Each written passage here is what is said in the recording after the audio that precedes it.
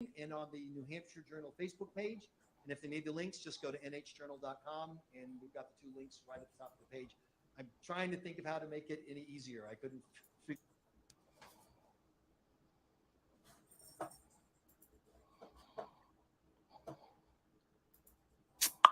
Sponsor who helped cover some of the costs of tonight's event. So I want to give a shout out to Chris Ager, Republican National Committeeman, and his group, the New Hampshire Leadership PAC. He already won the debate. I have COVID. Okay, we're going to watch Bruce Fenton's. I'll be moderating the debate, but most of tonight's questions will come from our panelists. Little debate. Although it doesn't seem like it's going to do full screen for some reason. Almost as much as Vikram's. She's a former GOP political consultant whose commentary on politics can be read at Seacoast Online. And Harris Alec covers Capitol Hill, where these candidates are hoping to go, for the Washington Times, one of America's leading center-right newspapers. Now, at this point in the cable TV debates, this is where we would introduce the candidates. And I always thought that was very bizarre because nobody knows the candidates better than themselves. So at this point, we're going to hand it over to the candidates. We had a random drawing that was totally nonpartisan and fair after a generous payment from one of the candidates. And we ended up with this order. They'll be speaking, beginning with General Bolduc, left to right. That'll be the order for all the questions.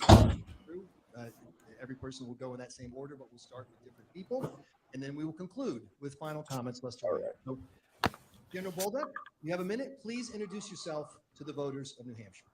Thank you very We'll much. get some people in here. We can talk about what's going on. Sure. Make fun of Bruce Fenton as he does this. In the military, served as a police officer, a professor, and a soldier my entire life. I know what it is to serve. My platform is simple.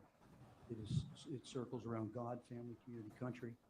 I've used that everywhere I've gone in my life. America's strength agenda, strong economy, fiscal responsibility, and the safety and security of Americans. We have a corrupt two-party system, and we have corrupt career politicians. That's the problem. Our alternative is to invest in the status quo, or our solution is to go with an outsider, someone with the knowledge and experience of Washington, D.C. and the international community that can serve in Washington, D.C. So Maggie Hassan has failed us. We need to do something about our future. It's all about our children and our grandchildren. God bless you. God bless America, and live free or die.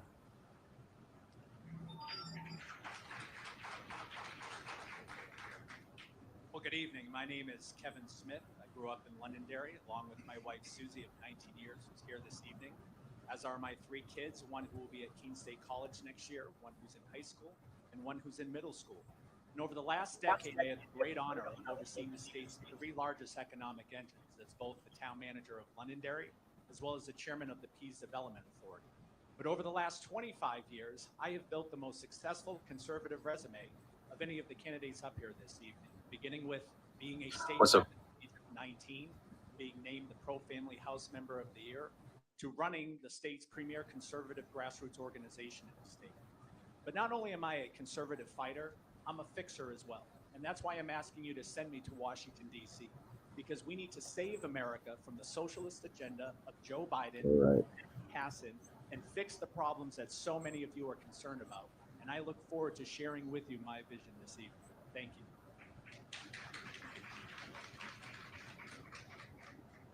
Hi, I'm Chuck Morse, and I'm running for the U.S. Senate. You know, I started a small business with my wife, Susan, who's here in the audience with me tonight. We had 3 acres, and we certainly had a pile of debt when we started. We turned that into a very successful business with over 50 employees. And I'm also the Senate President in New Hampshire. And as Senate President, we just delivered the most conservative, fiscally responsible budget in the state's history. And along with that, we sent over $500 million. This is boring. They're just introducing themselves. New Hampshire.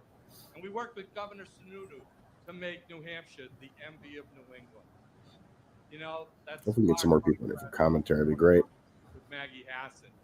Maggie Hassan works with her liberal friends in Washington to deliver something that has made us not want what they're delivering and certainly not looking forward to where they're taking this country.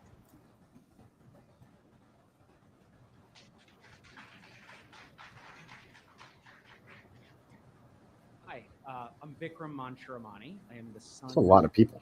class immigrants that came to the United States in search of a better life. I've lived the American dream. They've lived the American dream. I don't know one set of parents that doesn't want their children to have a better future. It's a huge field. How's Bruce going to distinguish himself in this field? And that is part of the reason I'm running. I'm a businessman, not a politician. And as such, I start with solutions-oriented approaches to virtually every problem. The simple framework I've developed starts with transparency. All right. You know, and if we can apply that framework to many of our problems, we have a very good chance at improving the situation we're facing. Apply that. As such, I'm going to take a solutions-oriented approach to everything I adopt. Every attack, every problem, every solution is going to come from this business angle. I look forward to sharing some of my solutions with you over the course of this evening.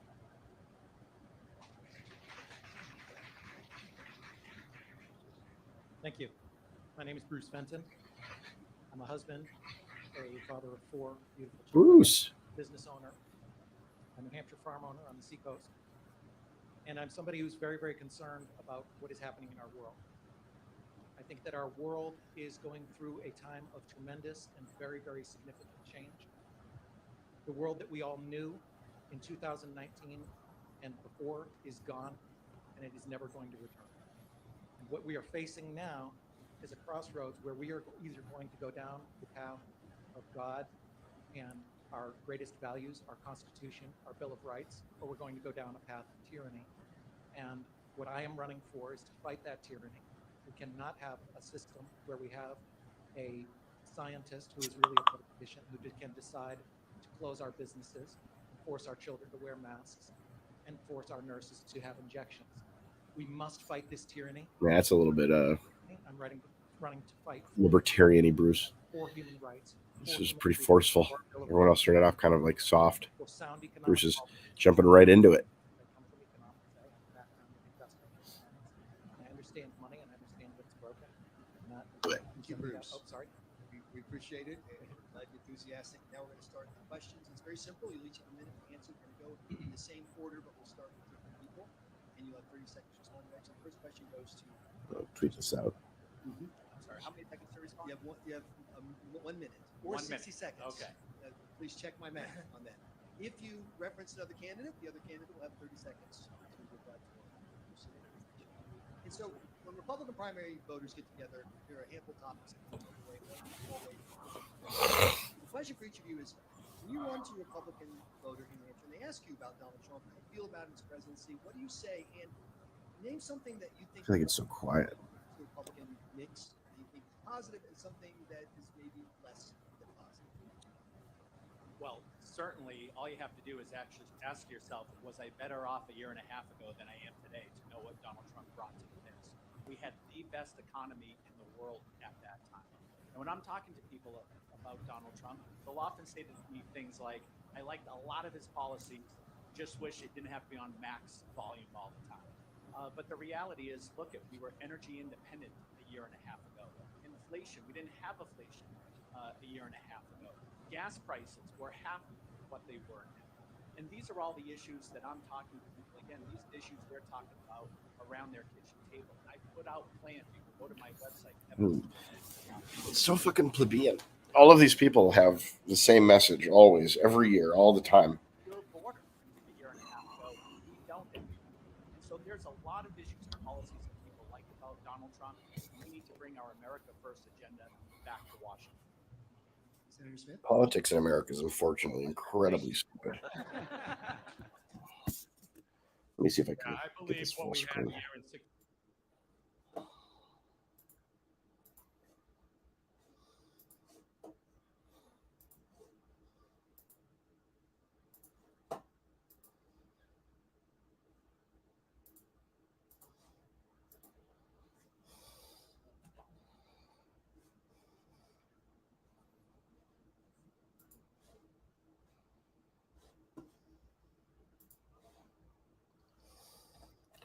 Nothing interesting is being said yet, anyways.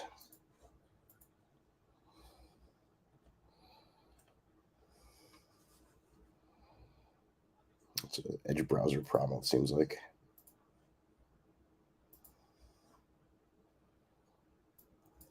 Insanely quiet.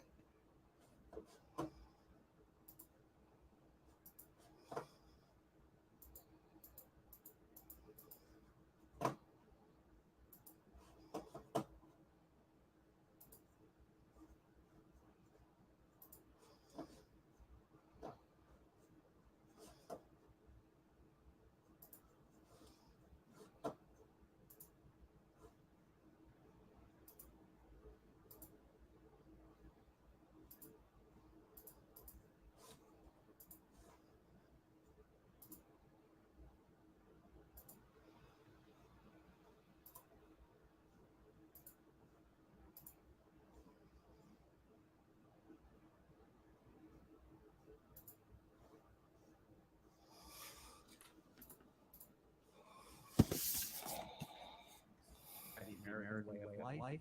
President Donald Trump put it on the agenda as a topic for us to address. Thank you. I think I forget how you worded it. The worst thing about Donald Trump, I would suppose, is something along the lines of division. You know, he's a polarizing person, and to be fair to him, I think that is in great degree due to very unfair media treatment of him. I think the media treated him very, very unfairly. As far as good things about him, I like that he speaks his mind. It's something that I've tried to do. I don't have a lot of coaches or consultants. I speak my mind.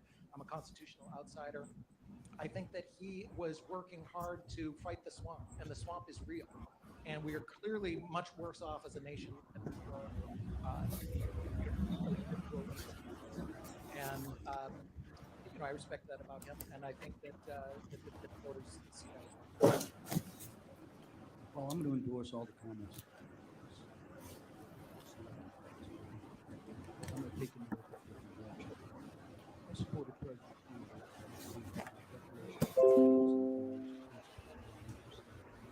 But our constitutional republic it does not say.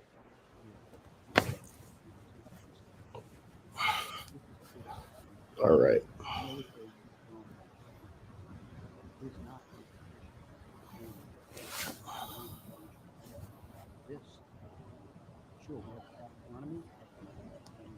My God, these are so fucking quiet. Oh, ladies out there, Jordan. Lady. I'll show you. Here's lady. And that is by sending an outsider like myself with an American strength agenda to Washington, D.C. She's not allowed in here right now because COVID quarantine room. Good evening, gentlemen. Please generally respond to the Dobbs ruling that overturned Roe v. Wade just last week, and specifically, what federal laws would you support if you were a senator on this topic, including a federal law? I do think it's funny how many people know about my dog in this space. That we got last Friday, it's sent back to our state, the state obligation to make these decisions. I believe that's where it should be. I take this very serious.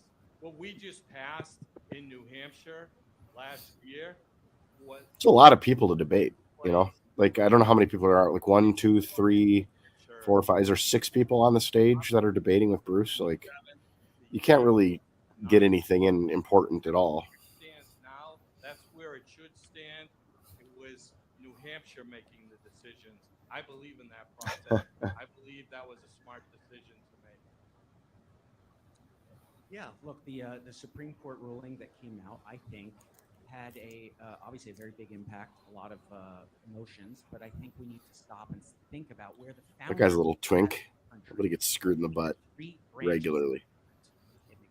I hope that he and Bruce have an affair. That seems like Bruce's kind of guy. Branch which interprets laws and a legislative branch which creates laws. And so we shouldn't have a judicial branch that's making laws. I wonder how often that happens where like one candidate who's running against another candidate screws the other one. I agree with that. I think that's probably Like in a sex way, not like a screw them over way. Representatives that are closer to people that understand the needs. I happen to agree with You put a pause sign, Jordan. What's that for? Trimester is probably inappropriate. I like the New Hampshire way on this policy. That is the way we should be going. New Hampshire. What a joke of a state. I agree with the other panelists that this should be a state matter. You asked what federal laws I would support. I would not support new federal laws. Maggie Hassan is raising money right now on exactly that. She is saying that all of us, she says all of us, it's not true with me, and I don't think it's true with everyone on the panel, but All right. she is saying that we are going to add new federal laws to make. Oh, it's a pregnant man emoji. I don't support that. I'm against abortion, but my personal Hello. personal moral beliefs don't have a place, especially. Did you get stuff? That should be left at state level. Oh, okay. More federal laws. That's the last thing we need to look at our country right now. Look at what's going on now and say And? more federal laws. That's absurd. We don't need more federal laws. Thank you. Well, it was a necessary constitutional correction. It goes back to the states. That's great. But now we need leadership. And we're not seeing it. Yeah, that's correct. Right now we have a motion. Yeah, just leave. Go to your car and turn the heat way up. That's not leadership. Mm-hmm. And that's what Maggie Hassan represents. That's what happens. Represents. And that's what many others represent on both sides of the aisle. And this must stop. Yeah, babe. Leave. I have been in situations. Yep, go. Leave and, turn the heat way up. You need leadership in order to buy down violence and save lives. Not Okay. violence. I'll see you soon. This is Bye. important to the people of America. And most important to our future out there. Sounds like my wife has COVID too. This is what we need to Not do. fun. Move forward, not backwards, under responsible, effective leadership. Thank you. Where's Bruce? First off, I'm pro-life. As I mentioned at the beginning, I was named the pro. Yeah. So the emojis I can't see because I'm looking at this through StreamYard. So it just shows me bullshit. It's interesting. The Supreme Court got this right in remanding the issue. Even if I do that, see, that's what it looks like to me, Jordan. The people can have a say in this matter. And as it's already been mentioned, New Hampshire has This one I see. late-term abortions right now. But here's what's not reasonable: is Maggie Hassan's position on this issue. She believes in abortion through 9 months with no restrictions at all. That's unconscionable. She also believes in taxpayer funding for abortions. That is an extreme position. It's Can you get any more boring than these people? These are just plebeian, sort of obvious positions for right wingers. I'm surprised. A lot of libertarians really love abortion, That's what I'm giving but up. whatever. Is there anyone on the panel who does support federal action on abortion? This isn't a raise your hand question. It's just an opportunity if someone does support it, you want to say so now. Go ahead. Do it, Bruce. I dare you. Do it, Bruce. Be unique. Great. Thanks. Nah, not gonna do it. Congressional Democrats fail to move the core of President Biden's agenda because of Senate filibuster. 60 vote threshold has also been a thorn in the side of various and previous White House occupants, including former President Donald Trump, who called for its abolition in 2017. If elected, is there any issue that the five of you could think of that would be important enough to warrant getting rid of the filibuster? Sure. Well, look, I think we have a process that we need to learn to respect. I'm not in favor of changing processes for political endeavors. That means I'm not in favor of expanding a court, for instance, because there's an issue that the court should be expanded for. I'm not in favor of a sort of unnecessary one-off changes to processes for an issue of the day. I think more important for the issues that come up is to have the appropriate debate, get all the issues on the table, and have the representatives. He looks like a Legislator should twink Marco Rubio, doesn't he? A little bit like he's Absolutely. like a pretty boy Marco Rubio, who's already a pretty boy Marco Rubio. Can stand against. And if there was ever a time that that's been important, it's been now. Yeah, Bruce. Right now, we have Speak a it. mob. We have mob rule. Our Yeah. Constitution is out the window. We have a scientist Yeah. in Washington, D.C., who's overriding our Constitution. We have mobs who will beat somebody on the street. Many people. Fauci. He's talking about Fauci. I was very confused. We cannot have mob rule. What the filibuster allows is for somebody to stand up and make a reasonable claim and delay these processes. So what you asked, what would be worth delaying? Everything they're doing. It's an absolute tyrannical mess. I'm doing my own filibuster on July 18th. You'll see how long I can go. I'm going to speak, and I'm going to keep speaking about freedom, and I'm going to do it all day if I have to, and I'll definitely do it if you send me down there. Absolutely. What I hope he puts a catheter in so that he can pee his pants. No. Yeah, that's a good point, Sam. I mean, both. I always say we're in a race to Hitler. First off, It is hard to keep track of which mob is ruling. Both parties do suck. On any one particular matter. I contend one party is evil, one party is dumb. And again, why It's this different. election is so critical this year. Bruce is brain damaged, so Control of you know, I don't know which party he'd be on. I think he'd be on the they will get dumb party, right? Not only will they pack the Supreme Court, but they'll do other things like admit Washington, D.C.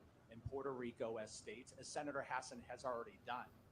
And they'll also move to federalize our local elections. Another move Senator Hassan did. She already voted to get rid of the filibuster so that they could federalize our local elections here, get rid of things like voter ID, and implement ballot harvesting. You know, as someone, again, who was town manager and chairman of the Peace Development Authority, I'm used to coalition building. That's the only way you can get things done. And I look forward to advancing our issues by doing that in the United States Senate.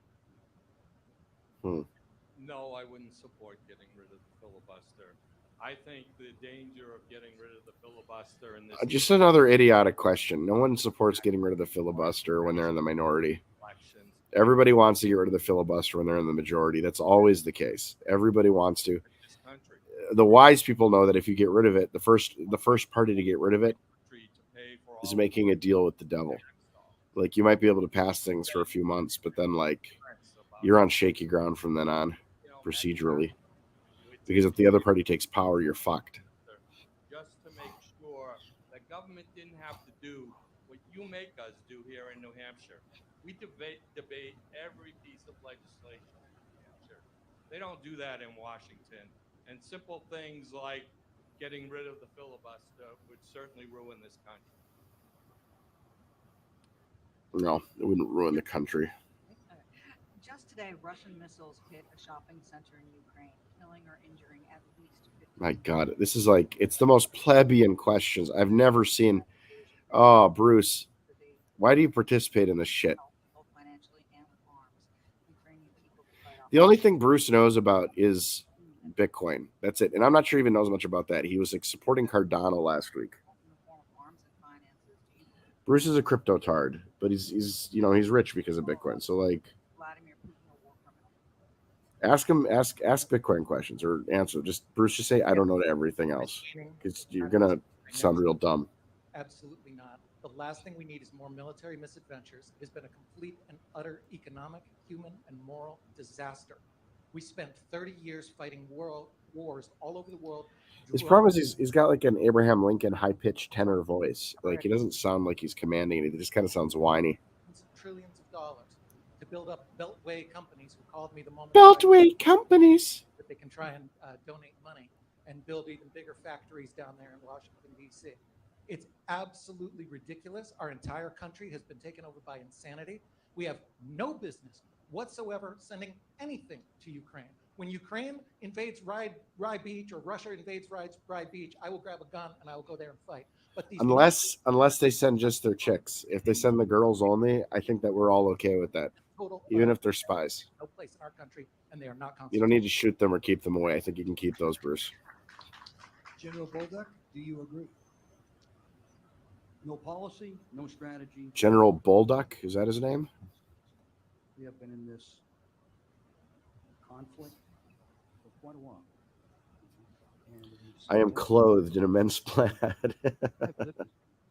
lost 72 service members fighting a 20-year war, where I disagreed with policy and strategy. Well, this guy clearly is going to win. He's a military dude. He's got huge ears.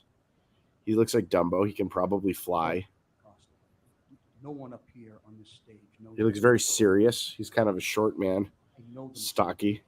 He's wearing the best tie. I will be the one with the credibility to take them all to the mat and make sure that we have sound policy and strategy to justify all of our military actions. He's got big bags under his eyes, like he works hard, Is a war. When Secretary Mike Pompeo was here in the state, he was asked if the Trump administration was still here, I don't trust this guy. Too big of a forehead. and his answer was very good. He said they didn't. The reality is a lot of this is due to the feckless leadership we have out of the Biden administration. From what happened in Afghanistan to what's happening in Ukraine right now, to be Fucking forehead. strategy. We can't continue to send aid billions. It's like half of a full head. Have for most people, but he's got more head. He's got like the forehead, and then he's got like more head. Proportionality from our Western allies in Europe who are on the front lines there. And so certainly we need a strategy going forward before we keep sending more and more money over rather than helping out our own people here. It is Mitt Romney's second cousin, yeah. General, you did do a little bit of an about face there because you were taken to task Yeah, I'd buy that. for saying that we should have strategic military and CIA people on the ground. Yeah, in Ukraine. he does. He does look like Ron Paul would look if he had plastic surgery. Wouldn't that be funny? Ron Paul would look 30 years younger. That because I don't even care what any of these people say. None of them are going to say anything interesting. I just want to hear Bruce. And like Bruce will say stupid stuff too. I just want to hear it. I want to hear Bruce is stupid. Bruce is stupid is the stupid that I came to hear. Town manager in Londonderry knows nothing about national security and strategy. I do. I lived it. I did it. I know what it Yeah, takes fuck that guy. into a country. He does not. He doesn't know anything. So we could do this back and forth. I feel like we're in a good spot. We're going to move on. If that's okay. It's fine with me. Okay. Last week, 15 Senate Republicans, including Senate. Oh, wait, I'm sorry. We have more people. Yeah, we have questions. Well, thank you. Thank you. In general, I want to thank you for your service. Thank you. You're You know, the problem with the Biden administration is Oh, there's only one? our enemies don't fear us right now. Our allies don't know where we're going as a country. These are the problems with. A wrong message. 2 million people coming into our country, and we don't even know where they're going. We have an energy policy that's failing this country completely. We are spending money with countries like Russia. We're asking Venezuela to deliver us oil when we could be producing it right here in this country. What kind of leadership is the Hassan and the Biden administration showing us? Absolutely. The Hassan? And then to continue with where the problems are with this country, it's our spending. $42 billion appropriated for this country, and not one word of how it has to be spent. That's what's wrong with our country. We need to get back to fiscal discipline. We need to have an energy policy that works for this country. Well, it makes sense. This guy looks like Newt Gingrich, but like uglier and more. Yeah, I think you're right, Sam. Lego heady. Home and abroad. And I think part of the problem with what transpired in Russia with Twink Ukraine Marco. is that we telegraphed weakness. When we telegraph weakness, our enemies take notice, and they end up taking advantage, having noticed our weakness. And when we telegraph strength, they tend to respect America. Let's look at what happened in sort of the Biden administration part one, i.e. Obama administration. We had Crimea taken. What did Russia get as a ramification? A slap on the wrist, nothing. The South China Sea, China went and built up and militarized islands. What happened to them? Nothing. And then, of course, recently we had the disastrous and embarrassing withdrawal from Afghanistan. In that context, having a war criminal like Putin enter the scene and try to take advantage came from American weakness. We lacked leadership and we did not lead. That is the reason we have the situation we have. Thank you. Last week, 15 Senate Republicans, including Minority Leader Mitch McConnell, voted to pass a bipartisan gun control bill. The measure, which was recently signed by President Biden, incentivizes states to adopt red flag laws and expands background checks to include juvenile records, among other provisions. If you were in the Senate at the time, you would have voted for the bill. Oh, it is Twink Gingrich, isn't it? It's Twink Marco and Twink Gingrich. And the problem is not guns. The problem Maybe is they could have sex. there are children in your school. Bruce looks a little bit like a lion, if you're going to be honest. Response and policy to accommodate that. And lastly, a system in order to interdict the threat. I did this in 53 countries in Africa. The president gave us a mission. The mission was quite clear. No more Benghazis in 2013. For 4 years, I watched over embassies, schools, hospitals, you name it. And I protected those in an area where more terrorists occupy the ground than any other place in the world. You know how many attacks there were? 0. You know why? Because we did it right. They're doing it wrong. They're not focusing on the problem, which is what they always do. So you can't expect the people who can't fix problems to come up with the right solutions. I got the experience. Nobody else does. Bruce isn't talking anymore. Look at this. So no, I could not have supported this bill. I think there were a couple of provisions that were good, like increasing funding for mental health and mental illness. Also increase funding to make schools more secure. but the provision of adding funding in Mitt Romney's younger brother, Twink Gingrich, Twink Marco, which are and largely Bruce Fenton. constitutional would have been a non-starter for me. But look, I'm the only person on the stage that's actually done something about this. First off, I've got 2 kids in the Zach. school system. My wife's a first grade special education teacher. And as town manager, we put money in the budget approved by the voters to increase the school resource officers at every school in Londonderry. The other thing we did is we added money into the IT budget to increase the security between the schools and the dispatch center. The school systems themselves put barriers in the areas of point of entry so that if God forbid, if an armed shooter were to go in, it would be met right away by one of those well-trained, well-equipped school resource officers, and I would support more funding for that in Washington. I voted against red flag laws in New Hampshire that have been proposed. I believe in due process. I fought hard to pass constitutional carry in New Hampshire. I don't think they've actually mentioned Bitcoin yet. In this state. Yeah, no, I agree. Mumbling bearded freak. I think Bruce wants to talk about his Cardano. He's really been on the wrong side of shitcoinery the last few years. It is a little like pissy offy. It pisses me off. I'm not happy about it. New Hampshire. I mean, we can see the problem. We worked hard with the governor. We bought Hampstead Hospital. We're working on one in Epping. We're working on one in Nashua to make sure that we can take care of young people in this state. I think those things are important. We hardened our schools. We put over $40 million into hardening our schools in New Hampshire. We're getting it done in New Hampshire, unlike what Maggie Hassan's doing in Washington. No choice. I am literally. I'm going to comment on a couple things the other panelists have said. Obviously, the mental health crisis in America is extreme. It's causing lots of problems, and it's something that deserves attention. I would add that part of the reason we are in this elevated state of mental health anxiety and crisis is because of the pandemic. Oh, I don't know. Sitark. Sitark. Bruce has always loved the politics. He loves being associated with being a powerful person. He's been involved in Freemasonry. He became president or whatever of the Bitcoin Foundation or secretary or whatever it was. Yeah, you do. I'm trying to get them on. I'd like to get some of them on, and it doesn't go completely silent for some reason. Even if I mute it. Yeah, you do, Rebecca. Some of these laws, as proposed, would suggest that you are guilty until proven innocent. That's not something I can agree with. The answer is no. I would have voted no. And Chuck, you didn't answer the question. And that's exactly the problem of what's going on. Ooh, Bruce, being a little bit aggressive here, huh? You answer the question because you know what you are? You're a rubber stamp.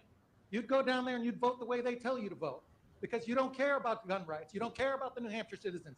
You care about going down there and being a deal maker. You said it the other day in Coas County. You said if he gives you the right position, you'll vote for McConnell as Senate leader. You would have voted for this route. You'd vote to take these people's guns away. And that's exactly why we don't need you down there, Chuck. You're not what we need for the job right now. You're an order taker. You're a rubber stamp guy. Ooh, Bruce. To do what they say. And you're Zing. Comes from their people, and that's why you won't answer the question, Chuck. You won't answer the question because you're afraid. Because you're a deal maker. And you're what we needed many years ago, and you might have done a good job, but you're not what we need right now. Not in these times. Not in this. Ooh, ouch. Ouch, Bruce. Ouch. I think the 30 seconds. You hurt he really hurt Twink Gingrich there. Yes or no? Fine. Okay, great. I thought so.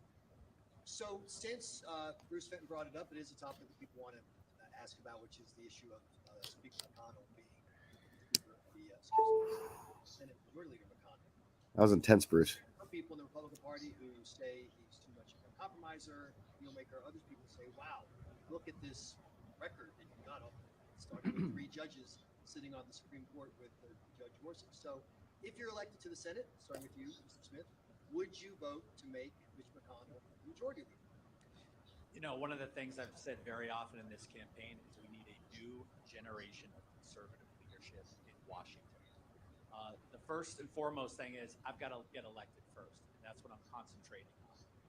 I would love to have a choice for majority leader. I don't know if there will be a choice or not.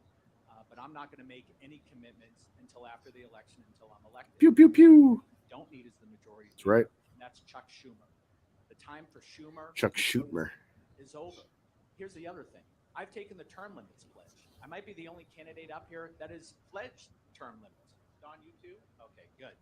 But the 3 years reality now. is, look at more than 2 terms, that's enough. We don't need anyone going down for more than 12 years. If you can't get done in 12 years what you went to do down there, you're not going to get it done in 18 years.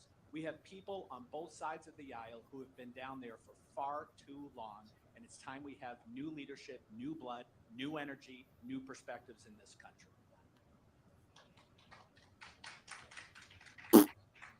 Yeah, let me make it clear. Anyone up on this stage would be a better leader than Maggie Hassan in this country. And it's certainly That's compelling. the fact of why we have to go down to Washington. But understand one thing. I've produced budgets in the state of New Hampshire and fought against Maggie Hassan to make sure that those budgets got passed. Maggie Hassan didn't lead in the state of New Hampshire. We did as Republicans. And as for the answer to Mitch McConnell, I can tell you this. If I go to Washington, I want to lead like I led in New Hampshire. I believe we do need to take the 603 to Washington.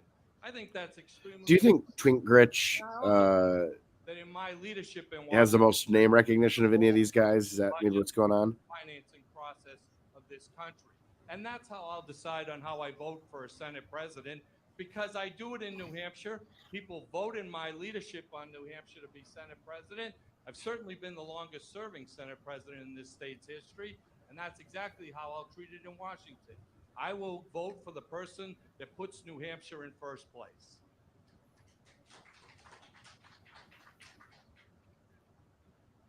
I'm a business guy, not a politician. And so when I see things like what I see happening in Washington, D.C. regularly happen, and some of these entrenched career politicians that end up having all these special interests tied up in them, we can sort of make sense of what's gone wrong in this country. So whether it's Mitch McConnell or others who have been there for a long time, I agree with Kevin that we do need a younger generation of leaders. We need to get rid of career politicians. Look, this is stunning. Nancy Pelosi was in office when I was in middle school. Okay? That's not okay. We need to have a greater turnover, fresher perspectives, regularly new insights. You know, she's been in office. I'll keep going for a second. Morse is Morse Twink Gritch? Look, at the end of the day, she was in office. She's been in office longer than Hosni Mubarak, you know, a known dictator that we knew was in office too long. So, all right, we need new, younger, fresher perspectives. A lot of well-scripted answers. Again, not beating around the question that you asked, which is would you vote McConnell? My answer is no. McConnell has bad ideas, and the reason that everybody's afraid of him is because we're told by the consultants when you get into Oh, this. Bruce. Think about Mitch McConnell. He has a $5 million PAC. He's going to spend $5 million, and he's going to get your opponents. I have more faith in the New Hampshire voters than that. I'm not going to have McConnell's money come in here and support people who want to take away their gun rights and do other stupid, bad ideas that he wants. McConnell has been terrible. He's been an absolute disaster. He's exactly the kind of tyrant that I'm running. Nice. I'm not going to. Bruce, I like you despite hating you sometimes. It's process, and I'm certainly not going to compromise if you send me down there. All right. No, unless McConnell wants to come here and move to New Hampshire and be a resident of New Hampshire, I'll listen to him just like I'll listen to anybody else. Short of that, absolutely not. He has bad ideas. That's such like enfeebled clapping. Like, bah, bah. You know the answer. It's probably Mohan in there. No, I would not vote. I've said it in many venues all across this state. Bottom line, he's a career politician. That's what's wrong with this country. Too many of them down there. We have broken. McConnell's a career politician, and that's what's wrong with this country? How about all the career politicians? Democrat. If anybody wants to sit up here and think anything different, they're absolutely wrong. If you're not willing to understand your own faults, you're never going to fix the entire system. There are 500 I will. gears grinding down there with no lubricant. I can hear them from here. Look at the state of this country. It's broken. We need new people. Mitch McConnell will not deliver a different Senate. We need a different Senate with different leadership that is going to move this country forward for our children and our grandchildren. Mr. Smith, I think we're starting with you. Oh, no, we're starting with Senator Morse. Do you support the 18-cent federal gas tax holiday as proposed by President Biden and supported by Senator Hassan? Yeah, it's just an election year gimmick that's being proposed along with using the reserves. I mean, the problem with them in Washington is they can't do math. They're borrowing money left and right in Washington, unlike when we make decisions here in New Hampshire. If they were to suspend the gas tax, they'd have to come up with $20 billion. Well, Maggie, understand this. That means you have to borrow $20 billion, and that's inflation. So you should understand that Republicans are going to fight that every time. Here in New Hampshire, if we want to make a decision here in New Hampshire, we created a rainy day fund with over $250 million. We cut taxes so that we have over $400 million in money that came in this year alone to make our state stronger. We can make decisions in New Hampshire because we've governed the right way. They can't do that in Washington. So I think the gas tax is one of the few opportunities we have to take some pain Oh, off. you got to be so stupid to give a shit about the gas tax. It's like, what are you going to take 30 cents off a gallon? Going to save everyone $20 a month? Yay for you guys. Doing it in a Fucking temporary way idiots. or doing it in a way that increases debt bothers me. I think what we really need to talk about when we're talking about gas It's so prices dumb. is U.S. energy policy. And again, we've said it before, I'll repeat it here. We went from independence to dependence on enemies. We can and should develop the resources here. I am an all of the above energy guy. And what I mean by that is I am fine with any and all forms of energy. Just don't cross-subsidize. Don't tax me. Take some of my money and fund or fuel. What about the burning of the bodies of Jewish babies? Is that the kind? If that or Nevada, so be it. That can make sense. Here, I want all of the above, cheap, reliable energy. I'm in favor of any and all tax cuts for any reason, anytime, ever. Having said that, this is typical nonsense marketing that is seems done like that would be a by our bad energy to support. past. And it is driven because they're trying to give a break to people who are seeing their 401k plans plummet while the gas prices and lumber prices skyrocket. That happens when markets go into recession, though, Bruce. Come on. Money is broken. The politicians have broken the money. And the thing that you carry No. around in your pocket that says $100 on it, if you're fortunate enough to have $100, it's about what, good enough for a couple tanks, I guess. If you carry that around, that is a scam. It's a scam that the Federal Reserve is printing and telling you that it's money. They've printed 80% of the money that exists that has been printed in the last 2 years. It's not really true. In drawing zeros on it. It's not a fair game. They've broken the money. We have to fix the money. Not true. Not even close to true. Policies at the core of anything before we even worry about taxes.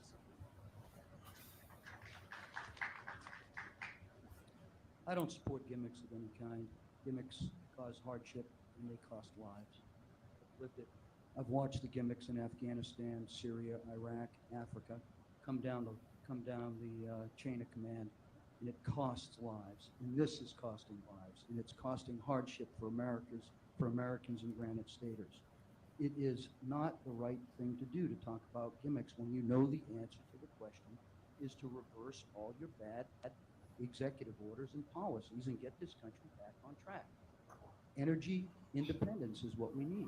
And what they have done is they put something in place in the name of the biggest gimmick.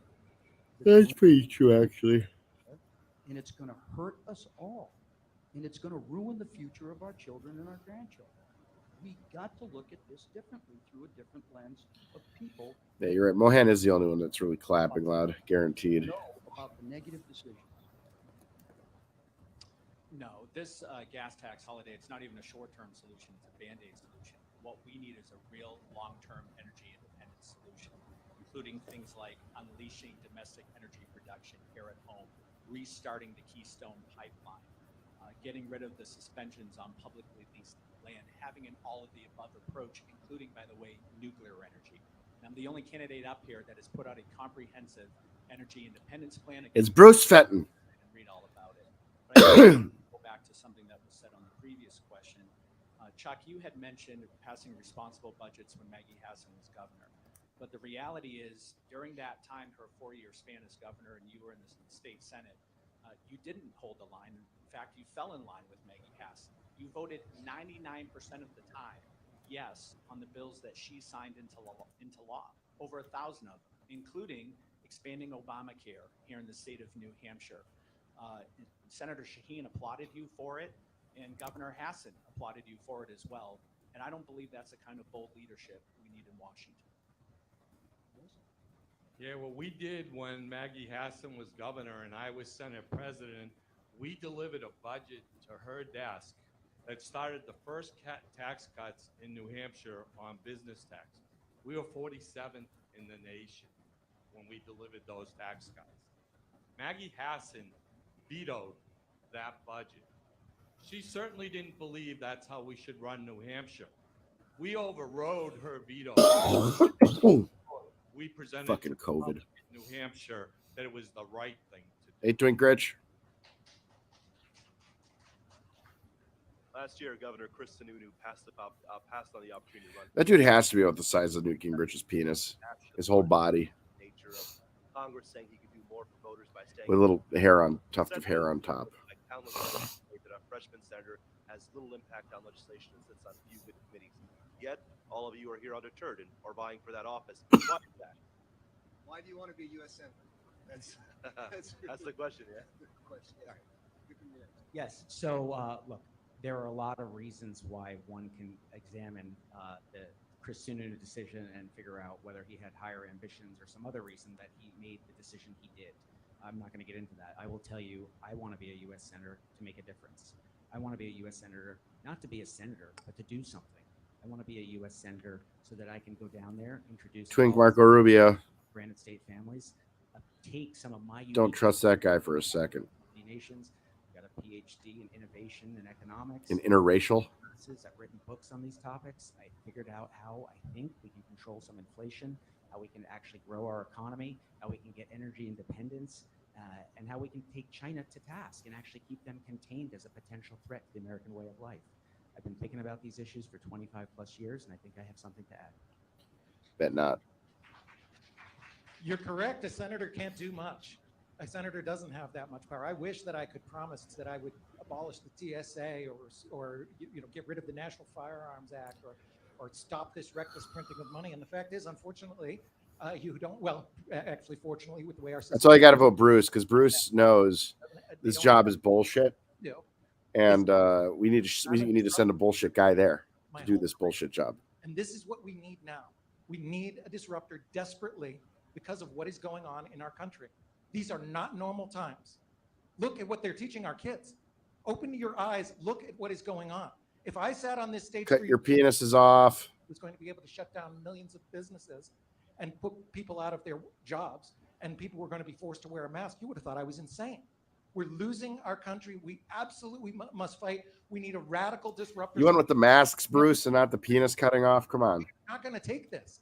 If they pull this on us, they'll send me down there as a message, and I will raise a lot of trouble down there. I promise. I doubt it. I doubt it. Thank you. Why I'm running to serve, I'm running to work for Granite Staters. I'm running to put the Granite State first. I'm running as if the 17th Amendment did not exist. You don't know it? Look it up.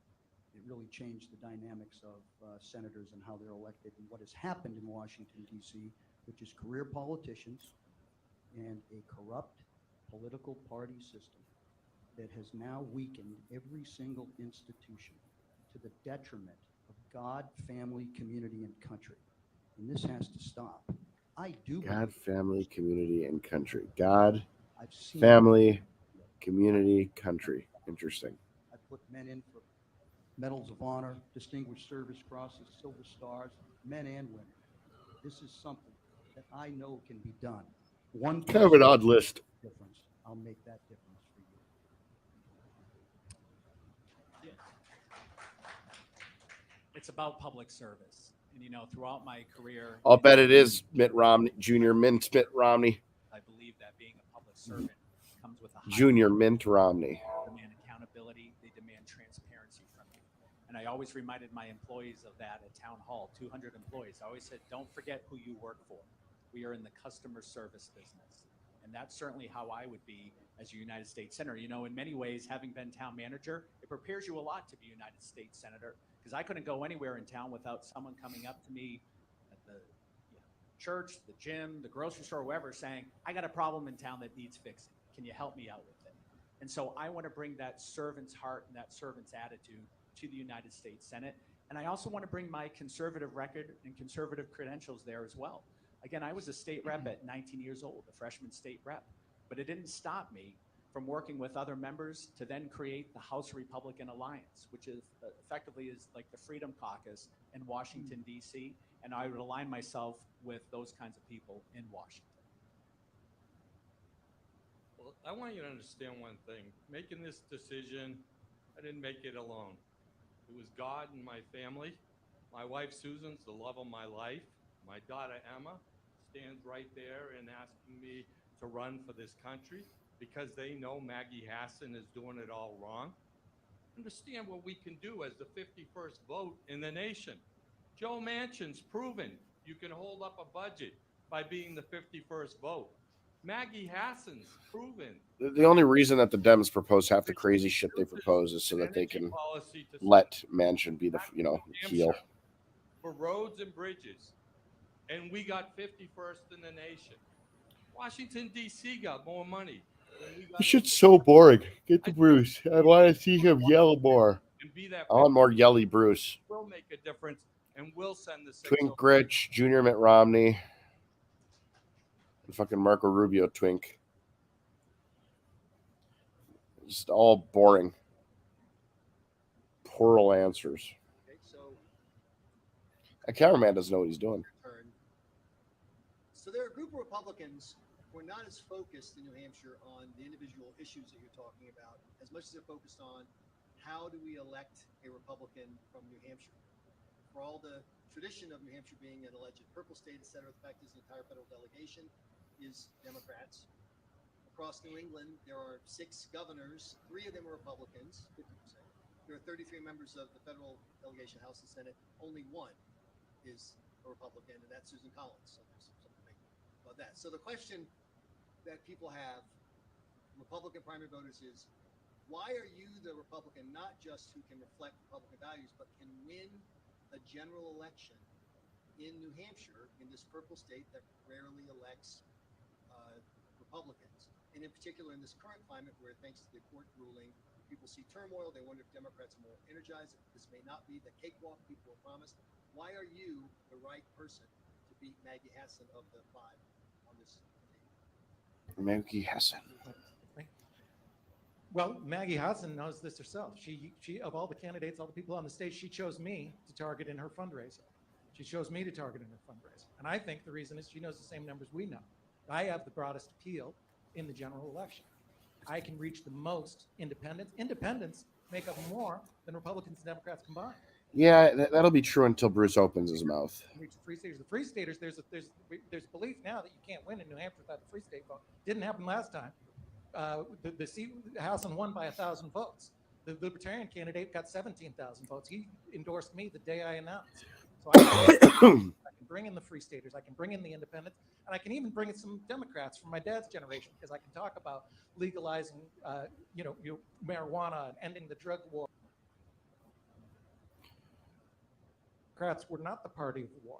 So I can reach even the Democrats. Most importantly, I can stand and fight on these issues. People are upset about these masks. They're upset about what they did to us. They're upset about the economics. I understand these issues, and I can fight on these issues, and I can win in November. Apparently, this is Maggie Hassan, so I've never seen her. That is one hideous woman. This campaign a year and a half ago. I started a bottom-up campaign. I put that into work and have visited all towns and cities in this great state, as well as counties. I have over 1,000 volunteers, county chairs, area chairs. I can reach out and touch anybody in this state. Ooh, you can reach out and touch them. That is what's going to win, not top-down advertising with $10 million. It hasn't worked. She's gone from 51% to 35%. I was 30 points behind her a year and a half ago. I am now tied with her. I'm edging her out among. He's edging. And I am popular across the electorate. If you look, I'll bet you are, buddy. There's polls by St. Anselm's and by UNH. I have put the work in. I just didn't start this. I put the work in ahead of time. Time is on my side. I'd hate to be new candidates in this race. Look, we're going to need the strongest, most electable conservative candidate as our nominee in order to win. I hope Bruce is like a super attack dog here. No reason to be. It's just fun to watch. Tonight, Don, I know you're strong with a lot of the hardcore Republicans, but I do have concerns about your temperament and the things you have said about Republicans in the past. And Chuck, I've mentioned tonight about some of the votes you've cast in supporting things like expanded Obamacare in the state of New Hampshire.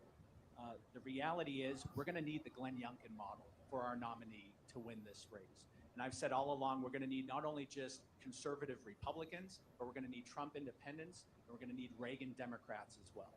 And that's the coalition I But not Bruce Fenton. have the winning message in order to beat Maggie Hassan this fall. While the political winds are going to be at our backs, make no mistake about it, she's going to be very difficult to beat. She has a war chest behind her, and that's why we need the strongest nominee possible.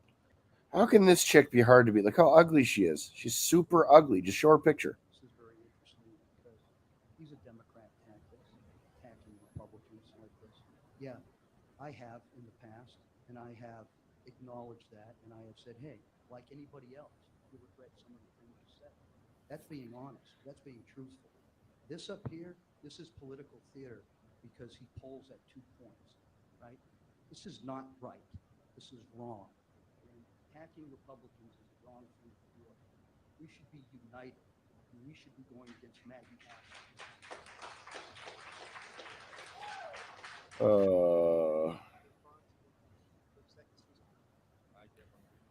Are we at closing statements? What's going on? Seconds to respond and a minute to speak. He mentioned your name. Oh. Listen, understand one thing. I've served as the longest serving Senate president in New Hampshire's history, 8 years. And in serving as Senate president, yes, I get $125 a year to do the job. Truly doing it as a volunteer. Been that way my whole life. Whether we're serving on the Boys and Girls Club board, or serving on the local nursing home board, or serving as a selectman. I didn't do it for the money. I did it because It's probably a chimo. and I did it with my family. And as I did it, I took on challenges like Maggie has. I just told you, we overrode a veto. That's never happened in New Hampshire. We overrode the governor's veto on a budget. We've certainly delivered on tax cuts in New Hampshire. We've delivered on things like making sure that in 50 years, no one else could get abortion banned in the budget. We just did. We passed it. We passed education freedom accounts in New Hampshire. Time after time, we've proven as Republican conservatives when we Education freedom accounts.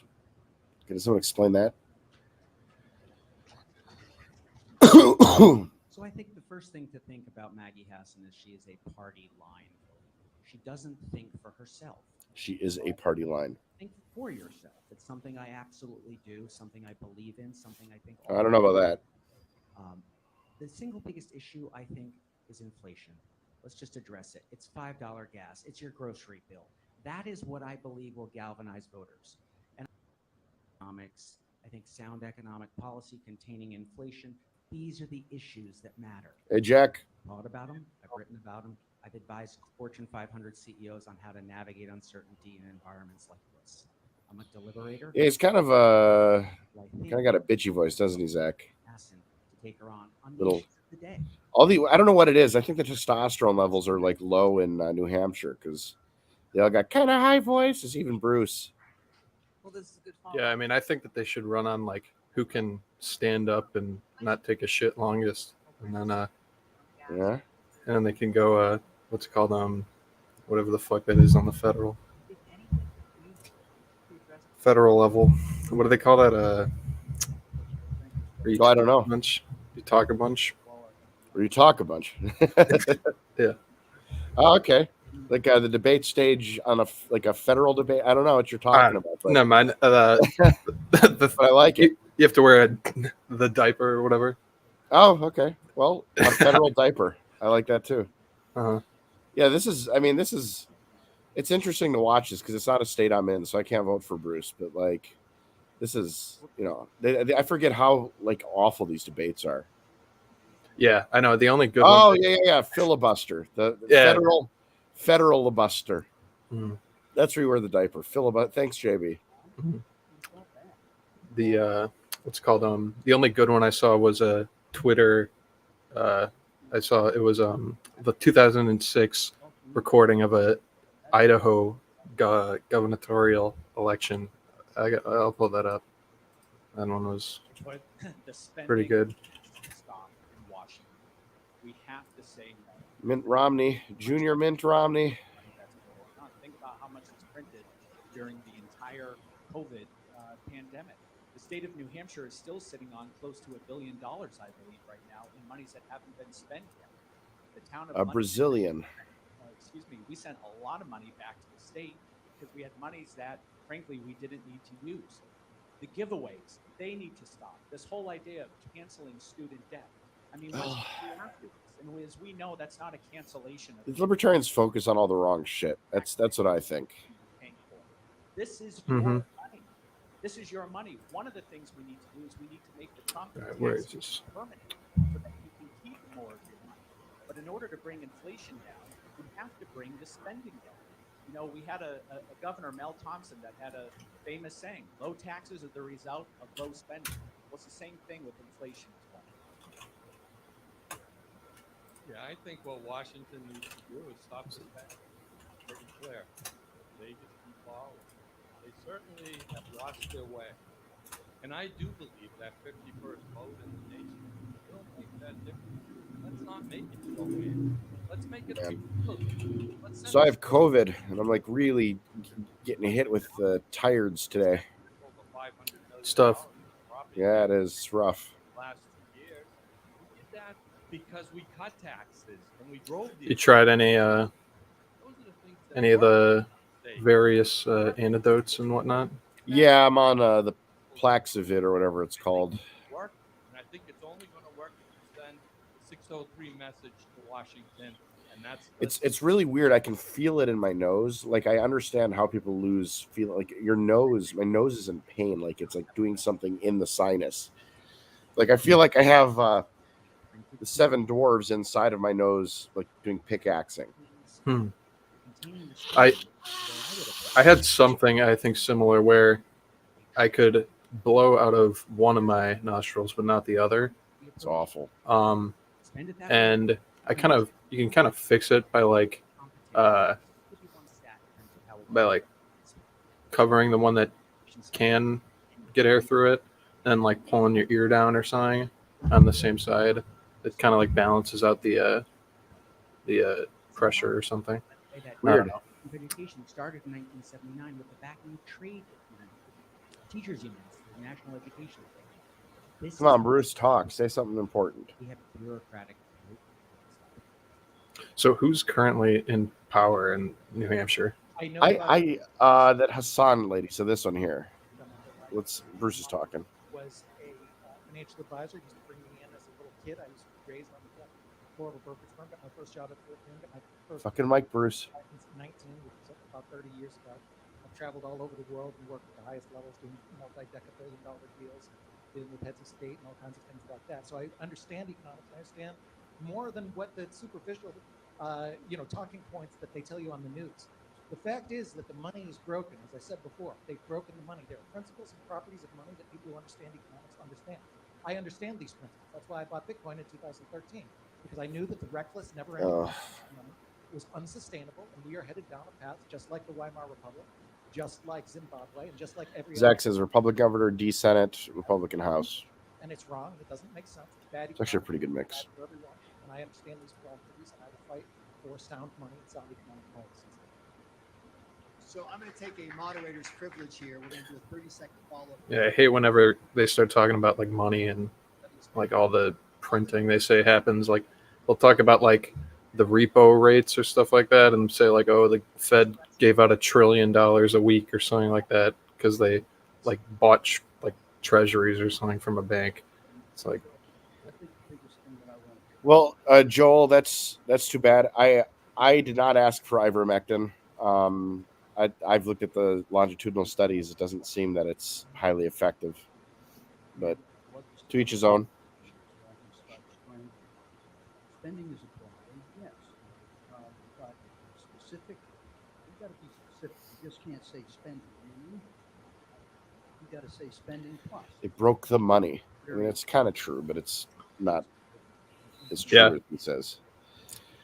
I've been following a bunch of guys talking about Eurodollar stuff, and makes more sense than whatever like they say. $0 are amazing. It's where all the money is made. Wild, crazy, outrageous things like how Facebook have taken care of and stuff like that. I mean, it's wildly insane. Senator Paul will have an ally in me, and that's the first thing. Senator Paul $50 or Rand Paul? place to start right there. The other thing is we need to get rid of the earmark process, which the Democrats brought back in this last session. Earmarks, fuck off. We got rid of earmarks. It was bad. We needed earmarks, so that's why they brought them back. It was a good thing to bring back. Otherwise, you had earmarks by any other name, like in just it was hidden in bills. What are the rules on that changed? I don't remember. They said they got rid of earmarks or something like that, and I think what happened is they just started like basically stuffing bills with pork. Like it's much better when it's like just very transparent. Like this is for a bridge in Alaska. Like, oh, okay. Mm-hmm. We horse traded this. This is our food stamps, the SNAP program. SNAP program. Earmarks are the essence of being a politician. It's crazy to want to get rid of those. The forest rangers can go with the park rangers and the Department of Interior. And they perhaps eliminate a cabinet post in the department. You know, there are other programs they do. We can find other homes. I'm not saying we get rid of services or promises made. Keep those promises, but we can absolutely increase efficiency. No, I'd love you to get all can't. You the won't. government agencies, the Department of Education, TSA, DHS, EPA, Department of Energy, and so on. But the biggest With one- you, Bruce. You won't be able to do it. No, never. BlackRock got $500 billion of our money. Prior to this nonsense, Elizabeth Warren held the record of the most given away to any banker cronies. She gave away $900 billion to banker cronies, or $800 billion. Is it like administrative? That's been vastly surpassed now. Vastly surpassed. They gave $500 billion to one company. And some of these companies, they have single executives who get $200 million bonus. Absolutely, completely unacceptable. It doesn't mean anything, Bruce. what are this money that he's saying they gave them? Are they like SBA loans or something? To BlackRock, I doubt it. I'm sure it's probably. So let's go like 500 million. He said. Yeah, it would have to be. It could be billion. BlackRock's an investment firm, so it could be billion. But I'd imagine it's million. I mean, to say like they gave them that's so weird. Well, I don't know what, like these people have lots and lots and lots of claims that they're always hard to like track down. They seem to all believe them because they're like zero hedged. 800 million, Zach. Zach, do you have can you get us a source on that? I don't know what they're talking about. Huge economic sanctions on China right now. We should be figuring out how to do as least amount of business as possible with China. You know, they believe in a peace through strength, which was Reagan's philosophy as well with regard to the military. Right now, the Chinese naval fleet dwarfs the size of the United States in the Southern Sea. We're taking more ships offline. So I think we have to get a lot. Is Bruce using like television ads and stuff like that? You know, I don't know what he's doing. We'll see. I think it's a primary, so he's got to first get past this. And the reality is, he can strategically export that oil if he gets what he wants. You understand Afghanistan is the start. That's where President Biden, with Maggie Hassan's support, started taking this country down the rabbit hole. He certainly supported everything he did from there to Ukraine and sending the wrong message. We need to close the border. We need to stop the 2 million people from the country and send a strong message to every country that they're not going to use those borders to send things into our country. You know, that's the first. We need to develop an energy policy that makes it very clear. The United States is going to be energy independent. That will send a strong message on the world front. And then we need to make the message even stronger within our means as a country. Let's stop funding these countries that don't believe in us. Which countries? Well, I believe China is the largest threat facing the United States, and I started that belief, frankly. Get the fuck out of China. I'm all for that. Get the fuck out of China. We never should have been there anyways. It'll take a long time to unwind. It'll be expensive, but like it would be worth it over time. Was that guy referencing NATO when he said the other countries, or? I don't know. I mean, these guys are dumb. I want Bruce. Like the only real advantage of having a New Hampshire guy is to have Bruce Fenton crazily scream. Yeah. Like you might as well just get a ranter. I watched some stuff by Alex Epstein talking about like fossil fuel stuff, but I don't even know if any of that stuff could change and federally or whatever. Joel says Bruce should get American Hodl to make his ads. I think you're right. We should make that happen. But we should present them. We should make the ads and then present them after we've made them, and Bruce has to run them. Yeah, make them absolutely insanely ridiculous. Give him a better chance at winning. Yeah, make him go like nationally wild. Advertise it to all like the old people on Facebook, like directly, like only 80-year-olds. It's good versus evil. It's God versus godlessness. They are taking people in China, Uyghur Muslims, and putting them in concentration camps and harvesting their organs. They are tearing down churches. They are taking down the Bible and putting up pictures of President Xi.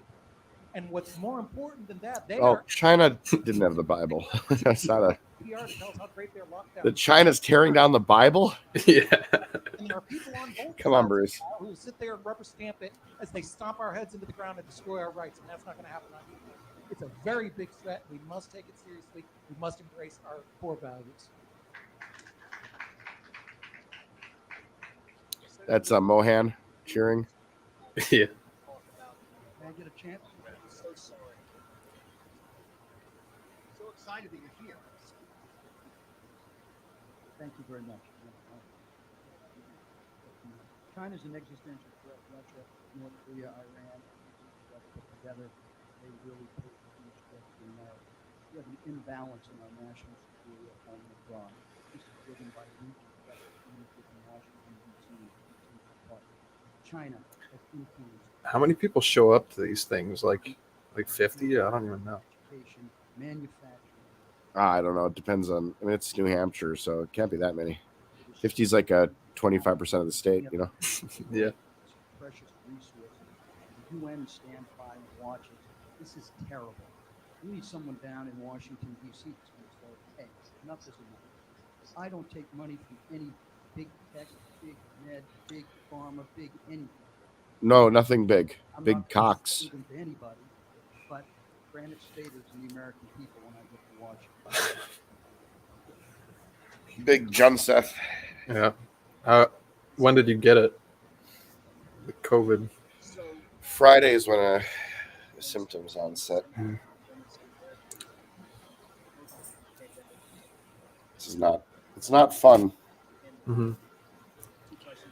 It's a very weird disease, I'll tell you that.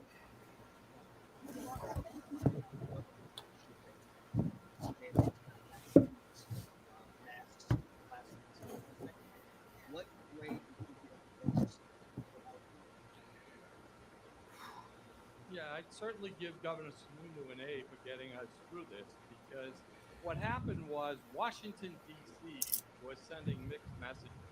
You can't send a message that Think rich. and we're supposed to vaccinate the public, and on the other hand, let people come through the border and not vaccinate. So those were the kind of things that we went through as a state during this time period. I feel like the Northeast has always had the weirdest people. Came through this, Always. out of COVID, we're a state that lowered taxes, drove the economy, made a difference for the people in New Hampshire. I don't believe in mandates. I certainly had those discussions with the governor right along. I certainly don't believe we should be closing businesses in the state of New Hampshire. And I believe businesses should be able to make their own choices on how they want to deal with their employees. I think that's where our state should have been. It was awful difficult in the advice that was coming out of Washington, and I certainly believe. I mean, I don't even know how different any of these states could be when they're only a few miles away from each other. One of the lessons Immensely. Pandemic is that mandates that we shouldn't be having mandates, especially here in the Granite State. Utterly and immensely different. in terms of other lessons learned, look, I believe Interesting. Yeah. mid perspective, their views are biased, and therefore limited, and therefore incomplete. And A so lot of them have their own language. You know, they say they have like regional, basically city by city dialects. yes, you can have Mhm. how that particular On how to welcome people, Philadelphia. individuals. Fuck, I don't know anyone else. I don't know, but it wasn't zero. Well, Philadelphia, I guess, but like Rhode Island, I don't know, but it you know, wasn't Portuguese all settled in Rhode Island, so like they have it was basically a whole unique culture all to themselves. central planning, which we All know the communists went to Long Island. really the heart. Yeah, a lot of that. The New Hampshire, and then like up here's Bruce. The reason I'm running is because it was such a complete and dismal failure. And Chuck, if you would have had a decent record on this, I wouldn't even be on this stage. The first thing I did when I looked into this, I looked at your record and it was so pathetic. Woo! Yeah. I wish you would have done Bruce, I something. like you right now. Got his Don't be whole such a bitch. surgery, and he was forced to wear a mask. I went to 8 school board meetings. I got removed by police 5 times. You had this big important position that you're so proud of, and you did nothing. You did nothing. Your idea of doing something was passing a tax credit for charter schools. That's what you did. You were facing the biggest tyranny our country's faced. When Fauci's having our nurses fired for not having Biden's injection and the woke pope, you didn't do anything other than tax credit. You sat there and you rubber stamped it. I'd like you to apologize. Good job, Bruce. I'd like you to apologize to everybody else in New Hampshire. You failed us. You failed us when we needed you. We needed you, Chuck. I needed you. I needed you as a citizen of New Hampshire. I need you to stand for me and fight. Fight against these tyrants. But you were a little bitch. I don't want to be here and I don't want to go down to that swamp. You're making me do it. This is what happens when the leave me alone people get finally pissed off of politicians like you. That's what happens. Yeah, he's not wrong. Yeah, I like the idea of telling politicians to say something. Yeah, well, telling them to apologize is it's bold. I like that. I like that, Bruce. I think we should trust people. Who's he yelling at? This guy? No, I think he was yelling at the mini, like Gingrich. Hmm.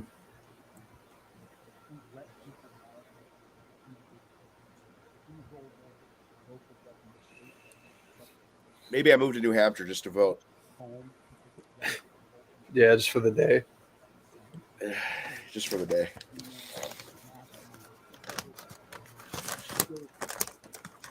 There's no message. No message at all. It's unfortunate. We needed to follow the Constitution. We needed to What is this guy saying? We did not. This is something huge. Can't hear him. Me neither. Follow it at the local level, state level. How are you going to follow it at the leadership?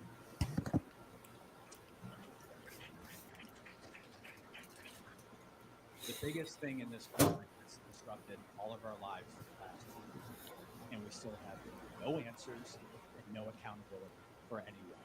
Going back to China, where are the hearings on holding China accountable for the origins of the coronavirus? We've had more hearings in the United States Senate on alien abductions than we have had on the origins of the coronavirus. Well, he's not lying. Democrats just trust the WHO. Let me tell you, the band The Who would have done it better than the World Health Organization. It was a sham of an investigation. I don't know about that. Everything in the propaganda that's coming out. How many of them are alive? I don't know. I think they're all alive, For him, he's still on all other the than maybe one. talk shows, even though he went from not wearing a mask to wearing a mask to wearing 5 masks, get the vaccine, it's 99% effective. Well, no, it's maybe only 50% effective. All of these different things. There's been no accountability. I feel like calling the WHO the WHO is a bold move, though. No playbook for the politicians who are running. Yeah, I like it though.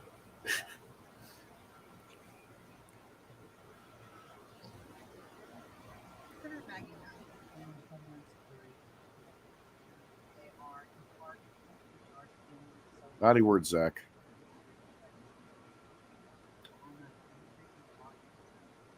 you do try to support.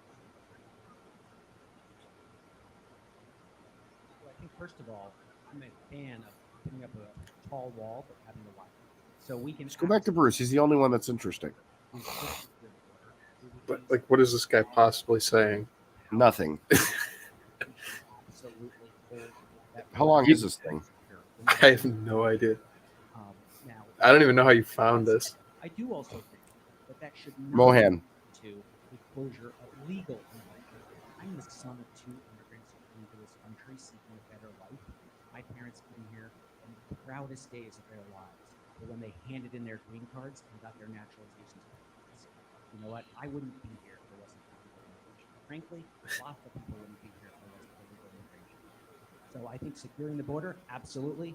It's a threat from the flow of people. We need to stop the fentanyl security threat. We know we've caught some terrorists, known terrorists trying to sneak in. We want to absolutely secure the border. How many terrorists have we really caught I think running this is legally through the border? ground with Like Democrats. 3. Yeah. A solid wall. They want a solid border. They want our country to have a border like every and that's what most of them want. If I talk to them out in the public, what most Democrats want is a little bit more complex. I think some of them have their heart in the right place, but the solutions are misguided, as we often see. They understand that there are poor people and struggling people, all kinds of problems, but their solution is wrong. But the solution that they're proposing now is just basically ignore the law. And that's not workable either. So I want to see very, very strong immigration policies that are enforced. I want to have the laws enforced. I want to have a strong border, a strong wall. But I also want to embrace our traditions of having open immigration. I'd like to see the laws improved. I'd like to see it so that people don't have to wait 7 years to come in while others are coming in illegally. They can come in legally and properly, as many of our ancestors did. And that is one of the great foundations of America and building our country. He wants a semi-porous wall, Thank you. Limestone. a permeable membrane that can be Phospholipid bilayer. Yep. Through which Mexicans can pass. Be absorbed like amorphous blobs and spit out. Arabs are not allowed to pass through, but Mexicans very capable. It's a Mexican osmosis. It's just small enough and wide. They're the right shape. Not in the problem. Considering the cyber criminals as well, that's doing we've had 5 of the worst attacks in history. Yeah, the shitty thing is that they all bring their kids and crap walking with them. It's just She is hitting No. transplant. She's not doing the job. Maybe more immigrants now that we got rid of abortion. Who knows? To do it. I have to live it. I know what it's about.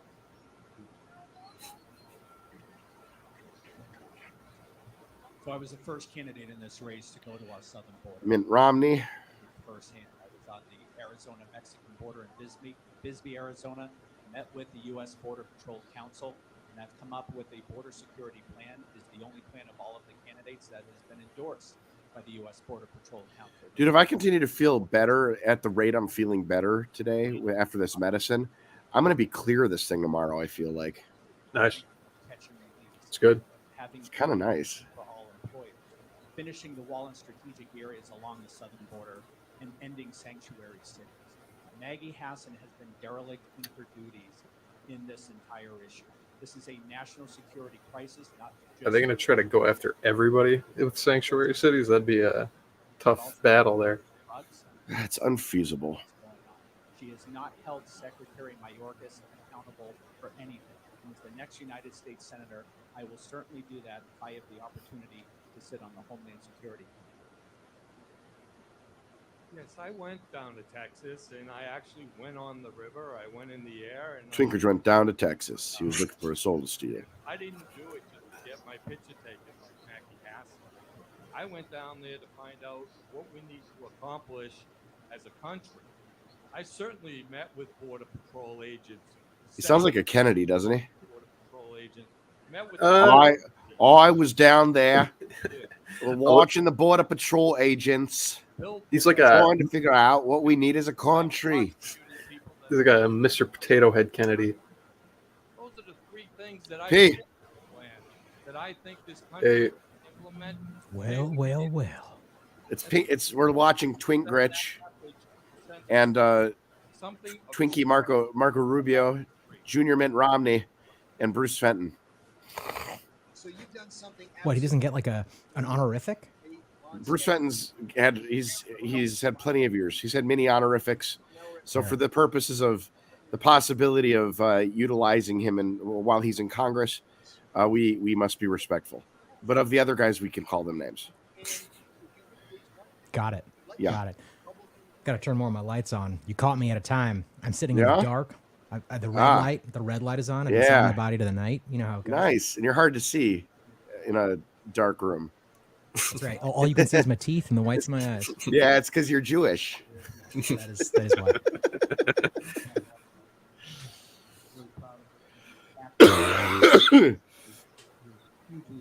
There we go. It's a little better. It's a nice setup though, blue and red. It's good. Thank you. It took me far too long to like calibrate it. You know, make sure it brought out the nips. You know how it goes. I've done that before. Yeah. So what are we doing here? Besides, well, this is a Bruce Fenton debate, and none of them can use a mic. But then when they all say stupid shit, then Bruce gets on and yells at them all. So we just kind of wait until that happens. I love it. We need someone who understands. And then comment. It was like occasionally they say something that's very dumb, and we comment on it. But like this guy, we can never hear him. He also says nothing. Yeah, he's a military guy. He looks like a military guy. Yeah. Closing remarks. Junior Mitt Romney. Ooh, the camera work is fucking awful. Yeah. We need someone to fix it. You've heard some contrast here tonight between attacks, but there are differences between the candidates that are running for the United States Senate. We're going to need the strongest conservative nominee to take on Maggie Hassan this fall. Wait, I can barely hear anything. Yeah. Hey, Jack, try muting yourself real quick. Oh, sure, yeah.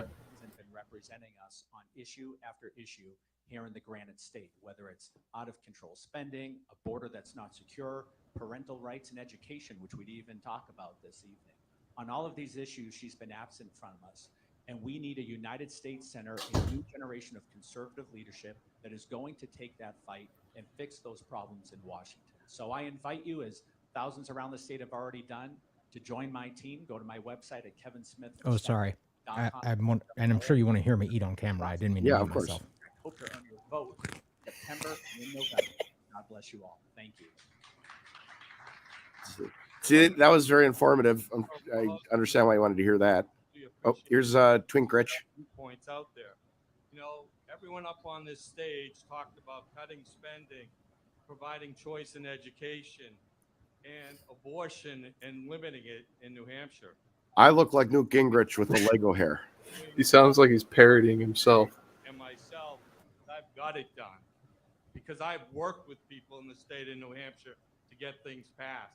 We've lowered the business taxes in New Hampshire. We've lowered the interest tax in New Hampshire.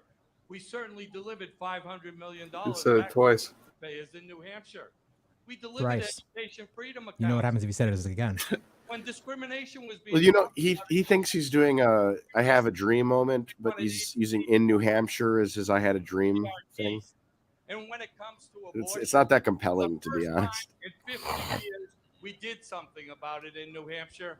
We said we will not allow partial birth abortion in the South. Do you remember the famous in New Hampshire by Twink Rich? Report so I can bring Where were you? Message to Washington, and I ask for your vote. I delivered in New Hampshire. I say. You're right. I can't do a very different foghorn leghorn. We deliver wicked smart results to the people of New Hampshire. Business guy. Come with a solution. Yeah, their body language is fascinating. The thing about me is I'm a bottoms It's a different place. Go to the front lines to understand what is happening. Well, just the variation between them. Like New Hampshire guy was like making like weird, kind of like he was attempting to be like I'm moving my hands. This guy is like. I have a feeling that he's old, like politics in New Hampshire. Like he just reminds me of everyone I know who's up there, who's like family was once on the Mayflower kind of thing. Ranches. I went to feed yards. I've even actually branded some cattle and had Rocky Mountain oysters. Family used to stand for something. Oh wait, I have voice effects. Anyway, the point is, definition. What's his name again? Said is to do the same thing over and over. I don't care. What, little salad or? It's time for something. No, not little salad. The Twink Rich. God bless you. God bless New Hampshire. God bless you.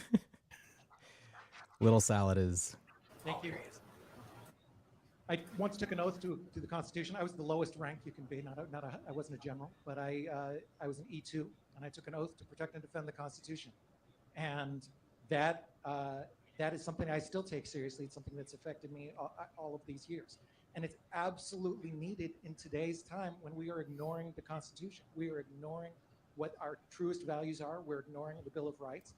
And we look at what is happening out there. It's completely and totally unacceptable. We have to We should pull fight this. Mohan in here. We have to understand the gravity and seriousness of the times that we are in, and we must act accordingly. This Mohan's at this thing. establishment politicians or order No takers. shit. This is how- Yeah, that's how we found out about it. Okay, he's Whenever yeah. at the end of Bruce, you'll hear a clap, and it's Mohan. No on government expansion, So good. no on taxes, and yes on freedom, yes on the Constitution, and yes on human rights every single time, without fail, without compromise. Thank you. We should get him a dick-shaped microphone to like do like reporting in the field, though. Yeah, I was in the field. Yeah, maybe I should.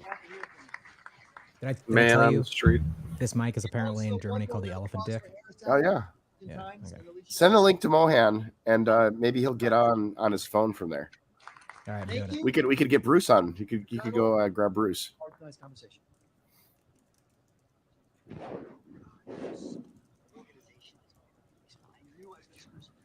Where are we streaming this to? The internet, YouTube. The YouTube's got it. Yeah. I don't know what's going on there. Whoa. What the? I hear the clap. Wait, was that it? That was the end of the debate. Yeah. I think Bruce won, honestly. Can you send the link to Mohan? Maybe we can get it in here. Yeah. And then maybe he can grab Bruce. I just sent him the link he sent me of that debate back to him. It's like, what the fuck? I'll send it to Bruce.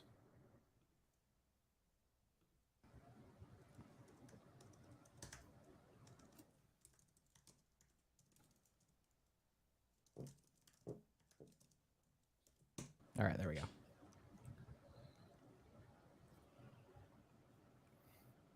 All right.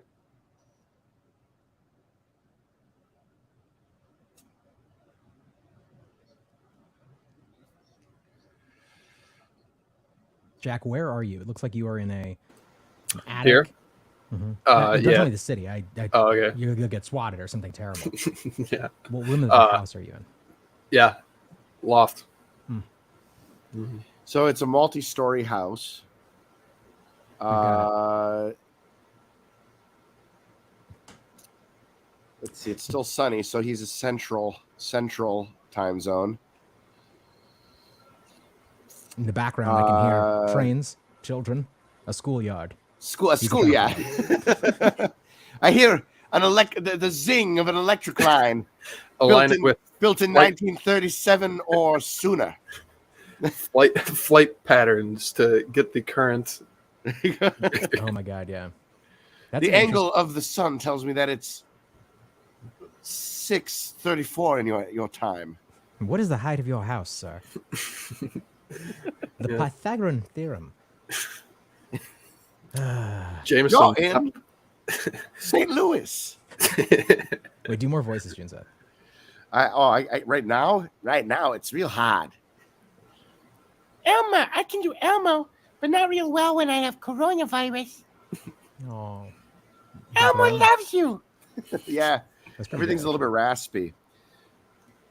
Did I send you? I had was it Tony Gallipi? This is what my old Tony Gallipi voice was, which is funny because it doesn't actually sound anything like him. But everyone who's never heard him thinks it does. You just get away with it. Yeah, I just made up a voice for Tony. I knew what he sounded like, but that was back in the day we were doing that. Just because it sounds very stupid, and we wanted to portray that about Tony. Okay, wait. I'm going to show you my shitty sound effects. Oh, yeah? A new audio interface. And I'm trying to figure out how to actually like tweak the voice effects more so I can because what I really want is I want to be able to sound like a normal human, just not me. But apparently, okay. All right. Right? Do it. So I got this effect. Oh, that sounds exactly like a real human. That's like a totally normal human. We've got this one. This one also totally normal human. Yeah, that real. We got this one going. And we got large robot. And then we got... No. Honestly, if I heard that, I would think to myself, yep, there's a real person, but it's a robot person. So maybe someone from India. Yeah, good call. Then I've got this one, which is called Tiny Penis Robot. Oh, Tiny Penis Robot. How did you get these sound effects? Oh, What is it? A preprocessor? What are you using? Yeah, I finally sprung for the Rodecaster Pro 2. It's like, just came out. It's got a bunch of bugs in it, but it's like the big daddy of audio interfaces. The big daddy. Yeah, why not? Got a refund for something else. Do and I was you have like, an auto? Do you have an auto tuner? No, but I wish I did. Apparently, these features are coming. I can do this thing. I can one of my favorite things is asking, people a question and then just To make them seem like, what did you have for breakfast? Well, I had. It never gets old. Or the other thing you do is you ask somebody who's normally very uptight and will not answer the question, an inappropriate question like marry, fuck, kill, Janet Yellen, Christine Lagarde, Jerome Powell, and then when they go, oh, they won't answer. Then whatever they say. And then you act at the like, oh my god, that's a lot of vulgarity coming from your mouth. Go off camera. That's excellent. I like that. Zach says he's LMFAOing. I don't understand what the crazy jargon. Limfao. I believe it's laughing my fucking ass away. Oh. Foul. Laughing my fucking away off. Old English. Foul. Zach Bitcoin also said, "Want the truth vote, Bruce." Is that I think he's missing a comma. Want the truth, vote Bruce. Are you sure? What if it's? I think it's more like, "Want the truth vote, Bruce." P, I've read that 100 times, and I only figured out what it meant the 99th. So, what are some other ways we could read that? Want the truth vote? Yeah, I think it's want the truth vote, Bruce. Bruce vote truth the want. I heard want the truth vote. Want the truth vote, Bruce? I don't know what the truth vote is. You wouldn't. No, but I feel like it's a QAnon type thing.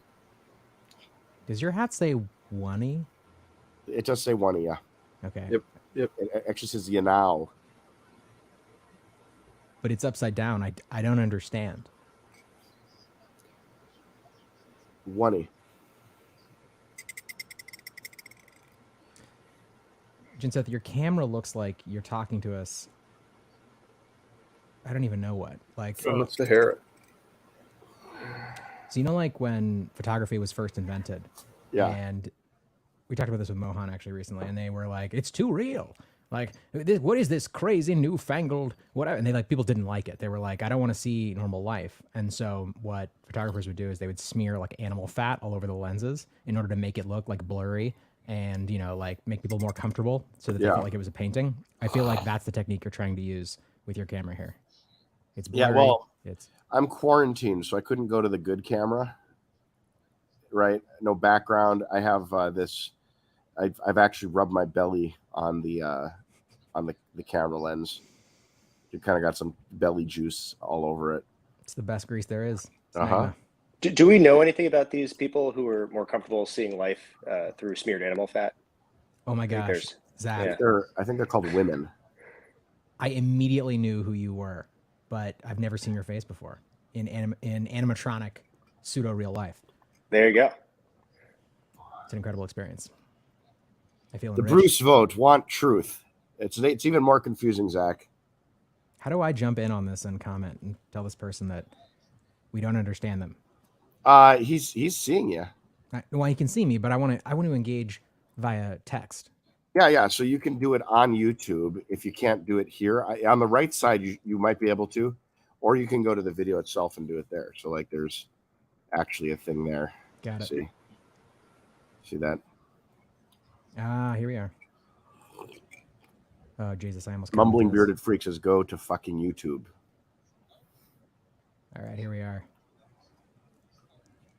Lamafau. Nailed it. John was going to join us, but then he had dad things he had to do. Children. The Yep. real shitcoin. I know. Yeah, seems best to avoid if possible. Mm-hmm. Oh, I see that you've responded, P. That's a very mature sort of response there. P's really become an adult since he got his job. That's right. Really kind of taken on the higher road. Is Mohan not coming on? He should. I Telegram chatted him. I sent him the link. No response. What a bitch. I'm going to type that. I'm going to say, June Seth says you're being a bitch. A little bitch. You get to hear the typing noise, too, because I'm not going to mute myself. What are the chances that Mohan is going to this thing so that he can get close enough to Bruce to have sex with him? So that he can be like the Monica Lewinsky of the Bruce Fenton administration? Now, that's an interesting idea, June Seth. Can you elaborate? Well, as a gay man, I just think that like it presents a unique opportunity for him to like possibly have the power over Bruce via a scandalous affair. Interesting. Yeah. What do you think? I mean, it seems like a strong political technique. I'm fairly certain that's what he's doing. What do you Yeah, think? the problem is if you don't execute it right, you can end up being the Stormy Daniels of the Fed administration, and that's much less dignified. Well, that's fine as long as you get paid to be quiet and then shut up and don't tell people. I've heard you need to be careful about what lawyer you hire to do that. Oh yeah. I've heard that there are no secrets. They're just what I've learned over the years is that there are secrets, but there are secrets that people will pay you more than your possible loss to reveal. I think what's happened in the last few years is that settlement offers on these NDAs have just basically been pushed way up. So if Zach is going to molest a chick, he's going to have to pay her $30 million now to keep her quiet instead of the previous 2.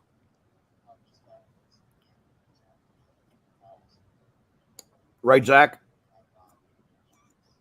Of course not. And even if it were true, I'd be under NDA. Yeah. Actually, that's an interesting question with the NDA, Zach. Like after 30 years, the amount of money that a person got, like they've now like invested and it's maybe grown hugely. Let's say they were given $2 million in 1980. And now they've got like 40 million from the investment. And like, is the punishment usually the clawback being like 2 million? No, I mean it's not about the amount you paid. It's like that's starters, but then there's the amount of damages you've caused, right? So you can usually get an injunction against someone publishing something. If someone writes a smart NDA, it's not just damages; it stops you. Like a judge can order you not to publish something, and then on top of that, if you can prove like you ruined contempt of someone's court reputation, kind of thing.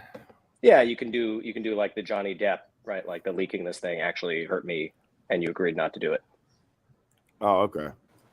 It's also kind of for like industry secrets, I think, right? But there's like a limit, I think, to that. Like if it's out there at a certain point, I don't know. We should all tell. Do you guys actually read NDAs? Like, do non-lawyers ever read NDAs? No.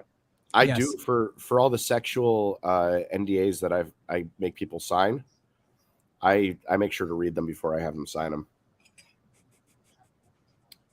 That seems like a good technique. Got to know what's in them, so I don't violate them.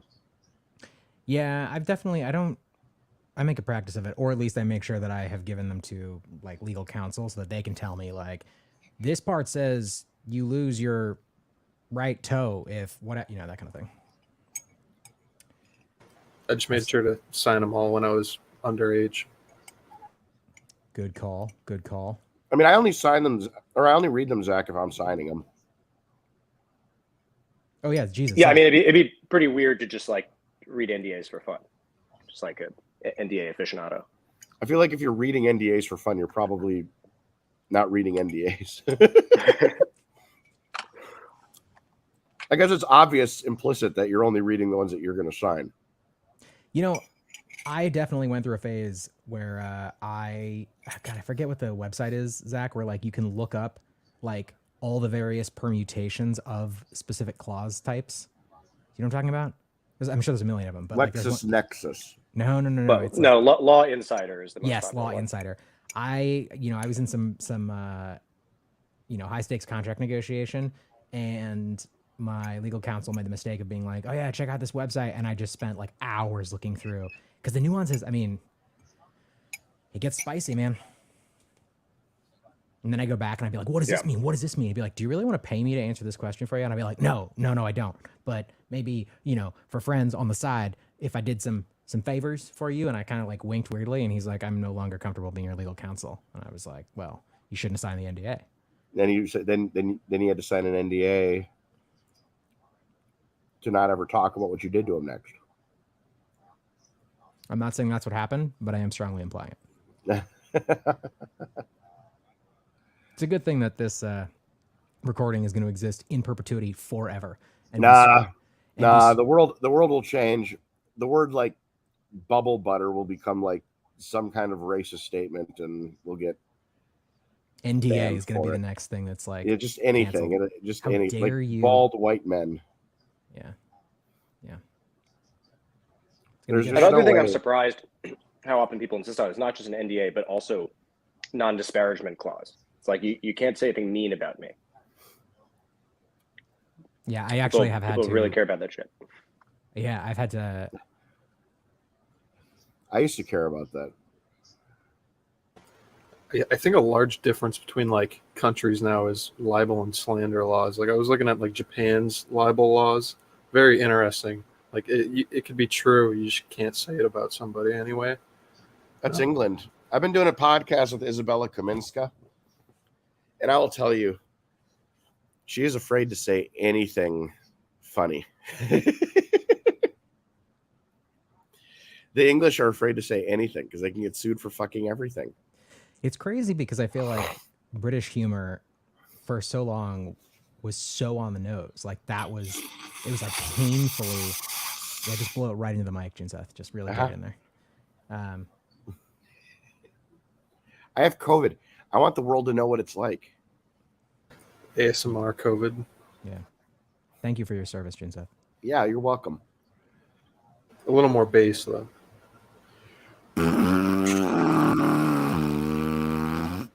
That's dope. Yeah. Go on. Sorry. Oh, no. I just... And interestingly, I was reading about Japanese campaign contribution laws. Very interesting involvements there. Like the Japanese Kennedys were completely ousted because they took money. It's very funny. Yeah. Wait. Sorry. Elaborate. What do you mean? Like, so like essentially because of these like scandals in the 70s or whatever, they created their own system where like basically politicians drive around now, and this is like the best way of doing it, in like these like cars with like speakers on them in your local neighborhood, blasting your speeches and stuff, and so they and they all receive money from the government to fund their campaigns. It's very interesting. Yeah. Wait, I've seen that in other countries. I mean, I've seen that as like you see like that happening back in like the fucking 1930s, but that's still a practice that happens today during in Japan. Yeah. And what's the logic behind it? That's just like the best way to get to the people. That they like don't have to take like companies' money and like labor unions and stuff like that. So they like yeah. So the government will pay them to do that. I have a good friend who lives in Japan. He is an official ambassador. He's the ambassador. He's an American, and he's hired by the government of Japan to be the ambassador of cool. No, that's not a thing. No, it is. It's in Japanese. It's the ambassador of kuru. They say kuru. Ambassador of kuru. Wait, what the fuck does that even mean? The ambassador of cool. No, thank you. What is it? What does the position entail? What responsibilities? What daily metrics? What are the KPIs for such an important? There are none. He doesn't actually get paid. It's an unpaid ambassadorship, but his job is to promote Japan in the, Western world. Does he get the benefits that like the guy who made Tron gets in Switzerland? I don't know. They like him there, so. What does the guy who made Tron get in Switzerland? He's like an ambassador to some like Caribbean nation, and so he has like political immunity or like Justin Sun. Yeah. God, yeah, okay, that's. Oh, that Tron. Yeah. I was like the video game, or like what are we talking about here? They're the same thing, basically. Yeah, that was a brilliant move on Justin Sun's part. Clarence Thomas wants to take a look at Sullivan, like under Sullivan's dress. How are there 7 people listening to this conversation right now? So, do you know Sullivan? What I don't know. New York Times versus Sullivan is the yeah. case. Yes, I do. I would happened? love to see that taken a look at. There goes Zach. He couldn't be talking about Sullivan and also talking with us. What happened with Sullivan? What's the deal? Sullivan is the case that makes it very difficult to sue media outlets for libel, right, Zach? I accidentally gulagged myself. The Sullivan thing that's important is if you're talking about a public figure, there needs to be actual malice in what you said for it to be libel. It's very hard to slander public officials in the U.S. On a topic that is of the public interest. I think what's interesting about libel and defamation cases is that almost none of them ever make it to trial anyways. So we don't really have a lot of precedent on this stuff. I don't think anyone realizes that. Well, Sullivan was it was really the last big case before it became just incredibly hard to win. Yeah. Palin just tried to sue the New York Times, and the actual malice standard was too hard for her to overcome. Even though it seemed very clear that they had actual malice. But I also don't know that what they did was libel. I think it was just mean. It's kind of mean. I mean, she makes it pretty easy. She's real dumb. I don't know. I find it very frustrating in the modern day that news can lie about people and there's nothing you can do about it. I find that very, very wickedly frustrating. But I also understand why you wouldn't want to make it easy. So I struggle with Sullivan quite a bit. Yeah. The idea behind it is that when you're dealing with a public official or something that's in the public interest, it's really, really important to protect free speech. And so we're going to take a very permissive standard that if you're just slandering some friend of yours, we don't care as much. I think if you label it opinion, for real, that's one thing. But I think that once you confuse whether it's opinion or not, I think that you should be subject to, But isn't that 100% of what cable news does, right? You go on, you watch Fox. It's did Hillary Clinton eat babies this week? Just ask. So it's just that's fine if it's clearly an opinion show. Fox does a pretty good job of separating out the opinion. They're now it's Sean Hannity. It's an opinion show. Versus Brett Baer is all news. But New York Times and a lot of these other, even the newspapers will just they don't delineate opinion anymore. So it's just they show it and it looks like it's in a, variety section or something, but not an opinion section. And they'll have a whole article about how, now such and such is a neo-Nazi. You're how do you know that? We know. We just know. Yeah, I mean, I think if anything gets reported on in a major news outlet, it doesn't people aren't even really looking at the context or honestly reading the article 99.9% of the time. I thought it was super interesting when Twitter started when you post something, it's or when you reply to a thing that has a link, it's do you want to read that first? And I'm fuck no. Yeah. I wonder if you can get in trouble if you say something wrong that everybody else also says wrongly. Or if there's any getting out of it because everybody else also did it. Well, there's an example of that actually in the last couple of days. The crypto bank Nexo sent a blanket cease and desist to just everyone on Twitter to stop slandering them. Are you serious? I am serious. No fucking way. I can't believe a lawyer agreed to do that, but they just sent a dear sir and or madam. So what are the implications? I don't think it works like that. Are they just trying to scare everybody into compliance or? They're trying to create the sense that they might sue you if you say something mean about them on Twitter. I bet it Now, will. there That's I the think sad was like a fake news thing going around about them, but But you can't really sue somebody at all for that, even if there were like, I don't know, major news outlets all saying the same wrong thing. I feel like they would all just be like, oh well, we got it from that guy who got it from that guy. Yeah.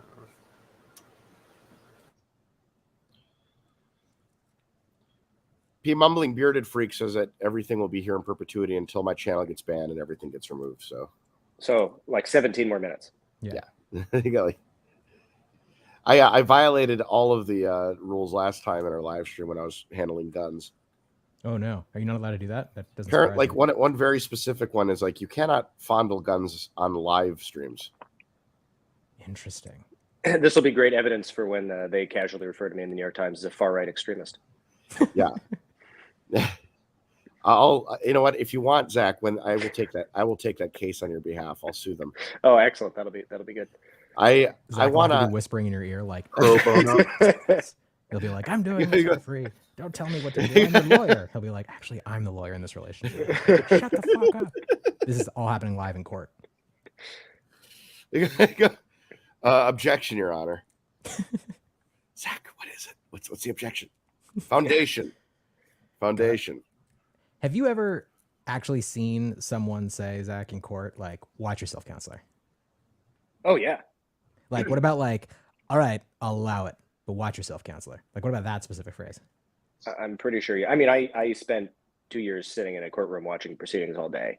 No, I know. That's so why I've seen everything. Yes, I've definitely seen many variations of that.